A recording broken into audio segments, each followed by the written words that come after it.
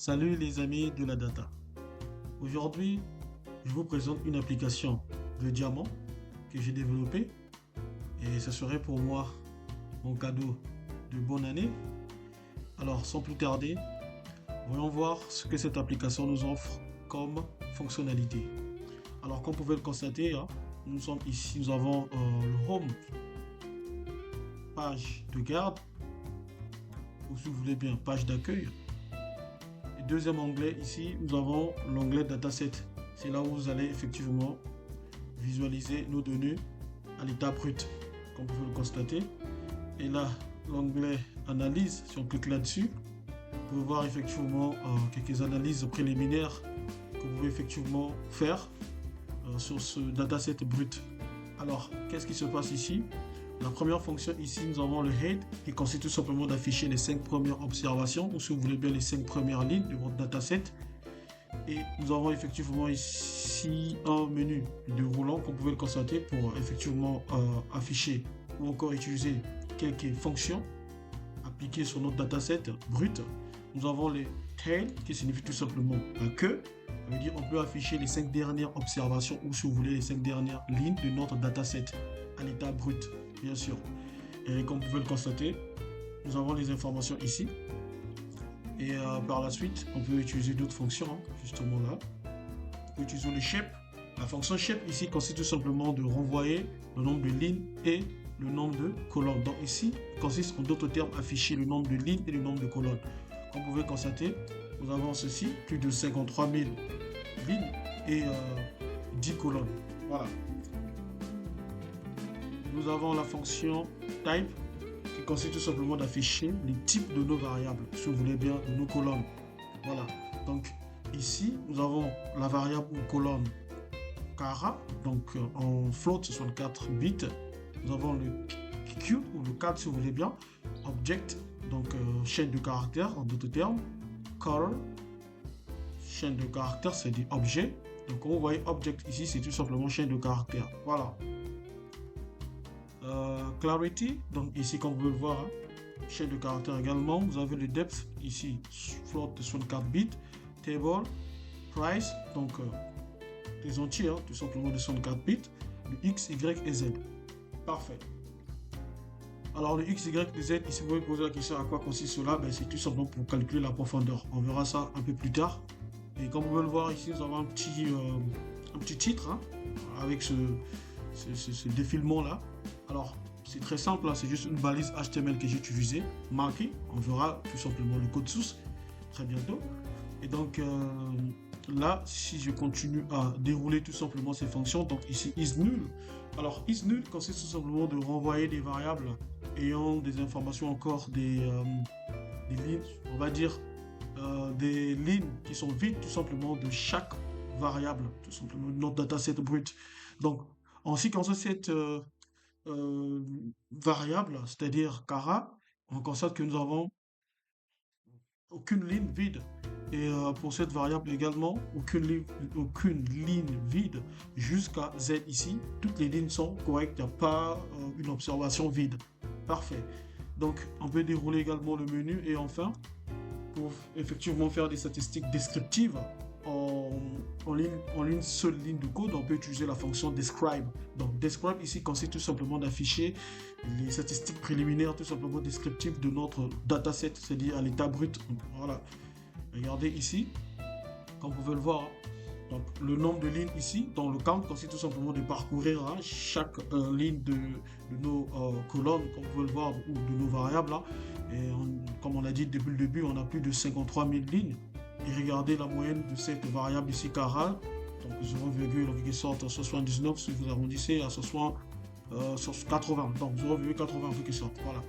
Et ici nous avons toutes les informations, ça c'est le STT, ici c'est les cartes types, hein, donc Standard Deviation, comme vous pouvez le voir ici, en abréviation, donc regardez ici, Standard Deviation, donc STT, tout simplement ce que ça signifie, donc les cartes types, mais tout simplement le minimum, hein. Et ici, vous avez le premier quartile, là, donc à 25%. Et ici, le deuxième quartile qui consiste tout simplement, en d'autres termes, c'est la médiane. Voilà, et ça, c'est la médiane, 50%. Et ici, ça, c'est le troisième quartile.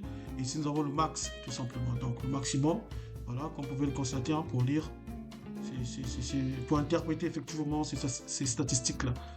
Voilà. Et là, nous avons pour toutes les variables, tout simplement. Voilà. Les variables de type numérique, si vous voulez bien, que ce soit les floats ou encore des entiers. Voilà. Donc, la fonction describe fonctionne avec des variables de type numérique, donc les réels ou les entiers. Voilà, parfait. Donc, c'est ce que ou encore ce menu nous offre, hein, comme fonctionnalité. Parfait. Et vous avez aussi le menu Visualization. Donc, ça, c'est pour la visualisation de nos données. Parfait. Donc, vous avez la visualisation, vous avez quelque chose ici. Donc, vous avez la possibilité d'échanger la fonction de votre visualisation, de votre graphique, hein, si vous voulez bien. Vous avez les barres, vous avez le correlation. Donc, si vous voulez avoir la corrélation tout simplement de chaque variable, hein. Donc, cliquez là-dessus, vous avez ce graphique-là, bien sûr, c'est pour la corrélation de nos variables, bien sûr, de type numérique, c'est-à-dire réel ou entier. Parfait. Et là, vous pouvez changer effectivement sur l'axe des abscisses, hein, vous pouvez laisser les carats. Et ici, sur l'axe des ordonnées, c'est-à-dire Y, vous pouvez effectivement faire avec le price, qui est le prix. Voilà. Et du coup, vous allez voir tout simplement la corrélation. Alors, nous, ce que nous allons faire ici, on va changer cette fonction de visualisation. On va, pourquoi pas, essayer un peu d'utiliser histogramme, voilà, quelque sorte. Essayer un peu de voir ce que ça va nous donner. Parfait. Et nous avons ce graphique-là. Et vous pouvez l'associer aussi avec c'est-à-dire un marqueur, c'est-à-dire, regardez ici, le marqueur ici, c'est ce type de variable que vous avez ici, le cat, le color et le clarity. On peut utiliser la couleur cette fois-ci comme marqueur, hein. Parfait. Et donc tout change effectivement. Et là, vous pouvez trier, hein, par couleur. Par exemple, vous ne voulez pas associer la couleur E ici. Vous l'enlevez. Il suffit juste de cliquer là-dessus. Voilà. Vous pouvez aussi décocher le I. Vous pouvez décocher le J. Décocher le H. Et bien sûr, comme ça, vous pouvez filtrer vos informations. Et vous avez aussi la possibilité de télécharger, c'est-à-dire ce graphique-là, hein. Tout comme vous pouvez zoomer, si vous cliquez ici, c'est pour afficher. Voilà. D'une manière beaucoup plus large, pour mieux comprendre en fait ce graphique d'une manière détaillée. Vous avez aussi la possibilité, comme vous pouvez voir, diminuer tout simplement ou diminuer le zoom, hein, en quelque sorte. Et là également, vous pouvez regarder ici, vous avez la possibilité de télécharger tout simplement cette image. Si je clique ici, vous voyez, l'image est justement téléchargée. Si je clique ici, vous allez voir, voilà, l'image téléchargée. Voilà, c'est très intéressant. Parfait. Donc, c'était juste ce que je voulais vous présenter à ce niveau-là. Alors, le reste, vous avez la possibilité de jouer avec, hein, de tester un peu ce que ça donne, hein. Voilà, libre à vous de l'améliorer si vous voulez bien. Donc, je voulais présenter cela. Alors, vous allez retrouver le code source de cette application dans la barre de cette vidéo. Comme ça, vous serez redirigé sur mon compte GitHub. Et on verra à la fin comment vous pouvez effectivement télécharger cela. Donc, il y aura deux possibilités. Parfait. Donc, ici, c'est avec le menu visualisation. Hein. Vous avez vraiment... vous êtes libre de faire ce que vous voulez avec ce menu. Hein. Libre à vous de tester, hein, les différentes variables. Hein. Voilà, entre X et Y, libre à vous. Parfait. Et enfin, on va effectivement cliquer sur le dernier menu, prédiction. Et sur ce menu prédiction, comme vous pouvez le constater, Processed Data, ça veut dire que ce sont des données traitées, hein, comme vous pouvez le voir, on a traité ces informations. Rappelez-vous, en machine learning, en deep learning ou encore en intelligence artificielle, ou encore ces modèles ne comprennent pas du texte. Et donc, il faut transformer tout ce qui est du texte en valeur numérique pour que voilà, le modèle puisse comprendre ce que vous voulez en fait faire. Et c'est ce que nous avons fait ici. Comme vous pouvez le constater, si je reviens sur le menu, par exemple, dataset, regardez ici, vous avez des variables de type object, c'est-à-dire des chaînes de caractères. Regardez ici, par exemple, la variable 4, si vous voulez bien. Regardez ici, vous avez ces catégories, donc EDU, Premium, Good, voilà, Very Good. Regardez ici les failures. Donc, tous ce sont des variables catégorielles, mais de type, comme vous pouvez le voir, chaîne de caractères. Parfait. Donc, ce que nous allons faire ici, c'est quoi? Il fallait donc transformer tout simplement cette variable de type object, c'est-à-dire chaîne de caractères, en valeur numérique. Parce que si vous ne le faites pas, vous aurez une erreur, des bugs tout simplement. Voilà. Et regardez aussi avec cette variable color, ici, nous avons aussi ces catégories. Il faut donc transformer cela en valeur numérique. Très important. Clarity aussi. Vous devez transformer cela en valeur numérique. Donc, pour éviter ces bugs. Voilà. Parce que ces algorithmes de machine learning, de deep learning ou encore d'intelligence artificielle ne comprennent que des valeurs numériques. Parfait. Et donc, je reviens sur ou encore sur ce menu-là. Comme vous pouvez le constater, on a effectivement bien traiter ces informations, c'est-à-dire ces variables de type chaîne de caractères en valeur numérique, comme vous pouvez le constater.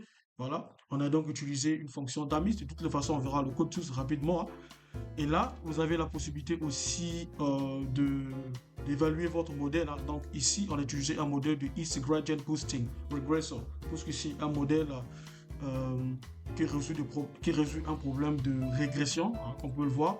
Donc ici, nous sommes en train de résoudre un problème de régression. Et donc, du coup, il faut ici utiliser un modèle de régression. Voilà, le type problème de régression. Parfait. Et donc, quel est le modèle que nous avons utilisé ici? Nous avons utilisé le East Gradient Boosting Regressor. Voilà, donc le problème de régression. Parfait. Et du coup, nous avons un score de 98%. Donc, notre modèle est capable de prédire le prix d'un diamant à 98%. Donc, la plupart du temps, comme vous pouvez le constater, notre modèle est capable de prédire le prix d'un diamant tout simplement à 98% du temps. Parfait. Et ici, vous avez un petit tableau, on peut le voir pour de comparaison, hein. Ici, nous avons les données actuelles. Ici, nous avons les données des prédictions. On peut le voir, hein, les valeurs prédites par le modèle. Et là, nous avons tout simplement nos marges d'erreur, tout simplement. Marge d'erreur, residual, c'est tout simplement la soustraction, hein, entre les valeurs actuelles moins les valeurs de prédictives, tout simplement. Voilà. Ou de prédiction. Et du coup, nous avons tout simplement cette marge d'erreur là. Parfait. Donc, pour mieux comprendre ce qui se passe, tout simplement. Donc, pour évaluer notre modèle. Parfait. Et vous avez un sous-menu ici, Make Prediction. Ici, ce menu Make Prediction, alors, je vous le dis, hein, vous pouvez l'améliorer parce que ici, vous pouvez le rendre ça beaucoup plus dynamique. Donc, libre à vous. Donc, de rendre cela beaucoup plus dynamique. Fait. Donc, on va faire un petit test, hein. Par exemple, ici, le Cara, je vais, pourquoi pas, je vais mettre une valeur ici, par exemple, à, je sais pas moi, 2, donc 12. On va voir ce que ça va nous donner. Le table ici, juste un exemple, hein. Voilà, au hasard, hein. Libre à vous de faire des choses correctement, améliorer ce menu Make Prediction. Donc, ici, on nous dit de prendre les valeurs de 0 à 10, disons 0,74. Donc, pourquoi pas, je vais prendre 8. Chose comme ça, donc je vais prendre 8 ici, et Y, pourquoi pas, ici on me dit de 0 à 50, donc je vais prendre par exemple 40, excusez là, je vais faire 40, ici le Z, je vais prendre par exemple, pourquoi pas, on me dit de 0 à 31,8, je vais dire par exemple 17, je vais faire 17 comme ça, parfait, donc ici le cut, idéal, donc je prends 1. Les autres, j'ai pris la couleur, hein, donc voilà, tout ça sont des couleurs. Voilà, ça c'est pour la variable cut, ça c'est pour la variable color. Je vais prendre quelle couleur ici, je vais dire par exemple very good, je vais donc mettre à 1 pour dire que c'est true. Voilà, comme vous pouvez le voir, on a juste deux valeurs, hein. On a juste deux valeurs, donc pour d'autres couleurs, je ne peux plus encore ajouter la valeur, hein, donc ça, les autres couleurs doivent rester tout simplement, doivent prendre la valeur 0, ou encore doivent avoir la valeur 0, parce que je ne peux pas avoir plusieurs couleurs à la fois. Et donc voilà pourquoi je vous ai dit qu'on peut améliorer ce sous-menu là. Voilà, donc rendre les choses beaucoup plus dynamiques. Je l'ai rendu tout simplement simple pour vous montrer un peu qu'est-ce que ça donne, et libre à vous de perfectionner ce sous-menu là. Parfait. Et la variable par exemple clarity, je vais dire par exemple à 1 pour dire que oui, il y a une clarité qui est là. Donc je vais prendre par exemple le i en, voilà, on va valider tout simplement cette variable là, et je crois que c'est bon. Et là, je vais faire une petite prédiction, je clique sur ce bouton Price Result, et on va attendre le résultat, la prédiction. Et parfait, il dit que the price of this diamond is, voilà, en dollars. Donc ici, le prix de ce diamant ici, on donne la valeur ici en dollars, tout simplement. Voilà, donc on vient de faire une prédiction tout simplement de quoi? D'un diamant. Donc en tenant compte tout simplement des informations que nous avons tapées dans ces champs-là. Voilà, parfait. Donc, j'ai dit encore, je répète, vous avez la possibilité d'améliorer en fait ce sous-menu-là. Voilà. Et enfin, vous avez le sous-menu Visualization. Donc, comment visualiser un modèle? Donc, vous avez développé votre modèle, vous voulez effectivement visualiser cela. parce que c'est très important de visualiser vos modèles de machine learning, peu importe de deep learning. Ça va vous donner plus de clarté, plus de détails pour mieux comprendre ce qui se passe. Et donc du coup, j'ai utilisé voilà, une bibliothèque. On verra dans le code source rapidement. Et donc là, nous avons une idée tout simplement de notre modèle d'une manière graphique. Et c'est très important de visualiser vos modèles de machine learning, de deep learning et bien d'autres. Parfait. Voilà un peu ce que je voulais vous présenter en termes d'interface, tout simplement partie front-end. Alors, s'il s'agit par exemple de comprendre le code source, on peut effectivement revenir ici. Ici, nous avons le code source. Donc, je vais dérouler tout simplement ce fichier. Regardez comment est-ce que ou encore l'architecture, ou encore la structure de cette application. Donc, on a bien diviser des choses ici, on a créé des pages, c'est-à-dire des sous-dossiers comme vous pouvez le constater. Donc un sous-dossier page, c'est là où est ou encore c'est là où se trouvent tout simplement nos pages. Comme vous pouvez le voir, nos menus avec ces emojis, comme vous pouvez le voir. Et vous avez ici la partie, donc un sous-dossier ressources, c'est là où se trouve notre modèle. Donc on a stocké notre modèle dans un fichier Pickle, comme vous pouvez le constater ici, c'est pour ne pas que à chaque fois quand on va lancer l'application, qu'il y ait apprentissage, réapprentissage, comme vous pouvez le voir. Donc pour éviter en fait tout simplement qu'il y ait réapprentissage à chaque fois. Donc pour optimiser tout simplement notre application, il est donc préférable de stocker tout simplement ou encore de sauvegarder votre modèle dans un fichier. J'ai fait un tutoriel sur cette chaîne, vous pouvez vérifier, je mettrai peut-être le lien dans la description, comment sauvegarder votre modèle de machine learning. Voilà, et c'est ce que j'ai fait, j'ai appliqué tout simplement cette méthode, sauvegarder mon modèle dans un fichier, comme ça j'aurai la facilité rapidement de faire des prédictions pour que mon application ne puisse pas trop coûter en termes de ressources ou encore qu'il y ait à chaque fois réapprentissage. Parfait.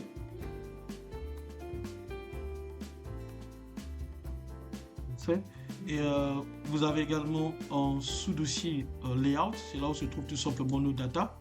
Donc, c'est-à-dire le fichier data pour effectivement faire appel à notre fichier diamant.csv, comme vous pouvez le constater.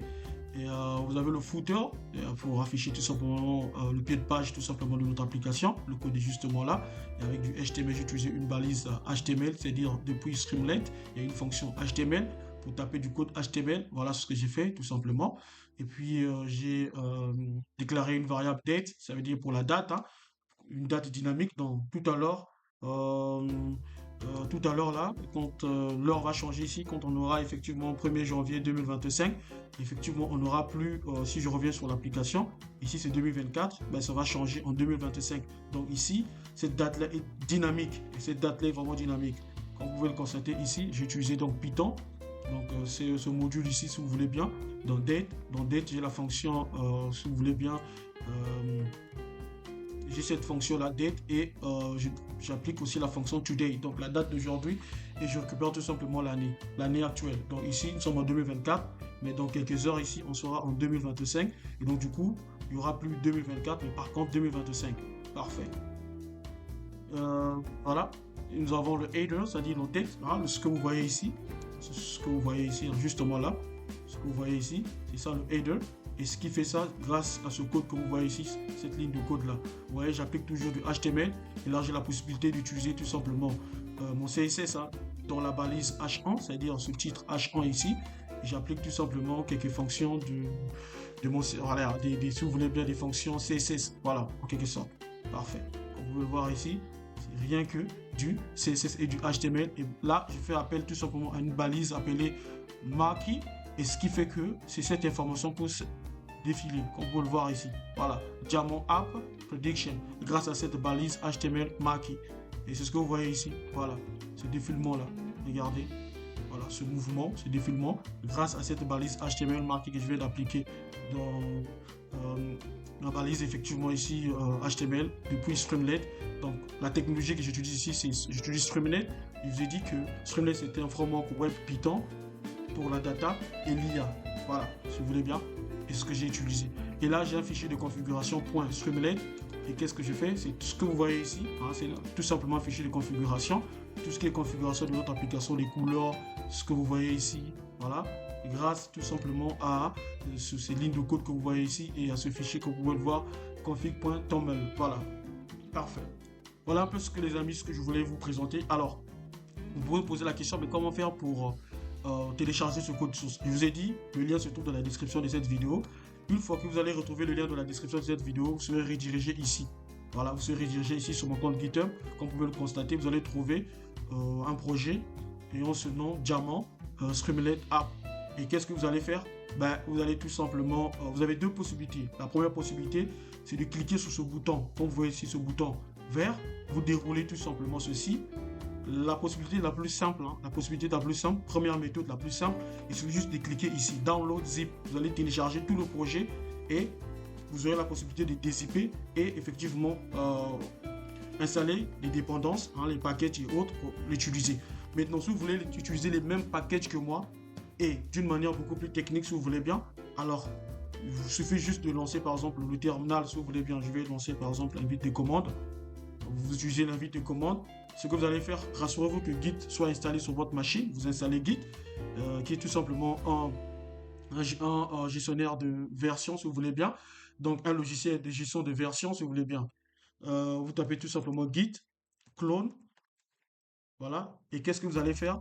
Vous allez tout simplement copier cette URL que vous voyez ici. Cette URL, regardez ici, copier tout simplement. Nous sommes en HTTPS, bien sûr.